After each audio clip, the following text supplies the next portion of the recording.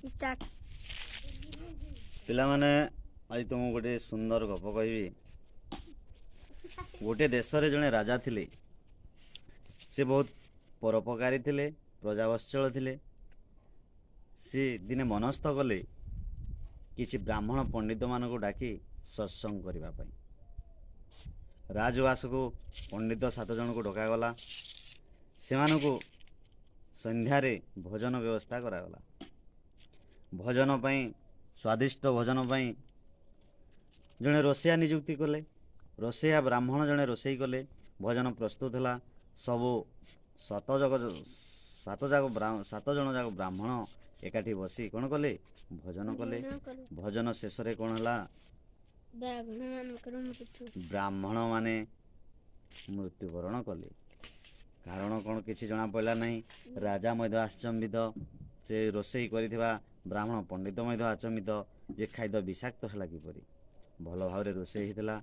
तेणु जितेबले जेहेतु एमान दंड दिया जमराज जमपुर को जो ब्राह्मण माने मृत्यु पर गले विचार बसिला जमपुर रे दरबार रे जमराज क्या दंड देवे स्थिर करें ना।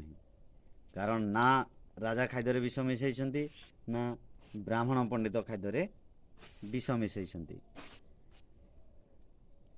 किछि दिन विचार को बढ़े दिगला। घटनाक्रमे जना पड़ा से खाद्य रोषेई होता समय रे आकाश मार्ग रे गोटे सागुणा छंचाण पक्षी गोटे नागसाप को मारी आकाश मार्ग धरी शावक मान खाद्य देवाई धरिकी जाऊे। जो समय ब्राह्मण 7 जन जाक बसी खाद्य खाऊ से खाद्य नागसाप रु किसी गरल पड़गला। तेणु खाद्य विषाक्त होगला।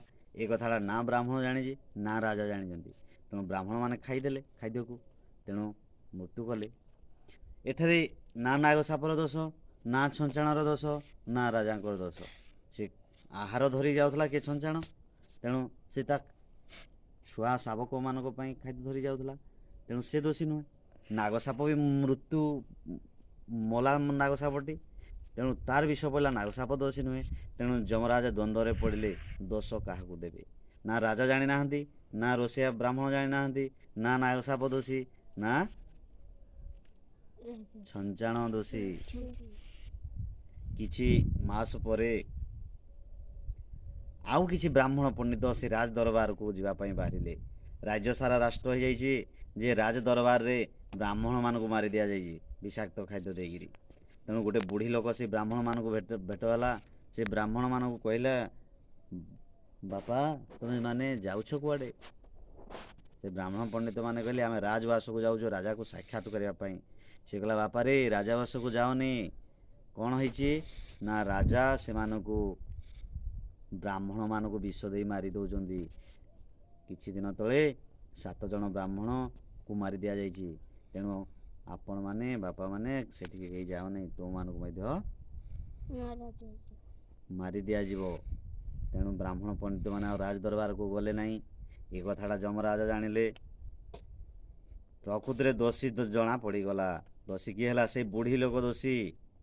कारण बुढ़ी केमिति जानला राजा मारी बोली ब्राह्मण मान को राजा विष दे मारी कि ना मारी ना। ना नागसाप जानिकी मारी सी भी मारिनी ना छंचाण मारी। तेणु बुढ़ी कौन पाई दोषी है परर निंदा कला। बुढ़ी किछि न जानी न शुणी शुणा कथारे उड़ा कथारे कहीदेला ना राजा होचंदी ब्राह्मण मान मारी दौरान। तेणु प्रकृत दोषी बुढ़ी। तेणु से बुढ़ी को दंड दिज्व उपयुक्त दंड दिजार व्यवस्था करागला। एटू पिला माने आमे कौन शिखिले पर निंदा करवा नहीं। तेणु पर निंदा जी करे सी दोषी हुए। दोष कर लोक दोष गुड़िक से पर निंदा करुवा दोष उपर लदी दि जाए। तेणु दोषी प्रकृति जे पर निंदुक। तेणु आमे पर निंदा करवा नहीं।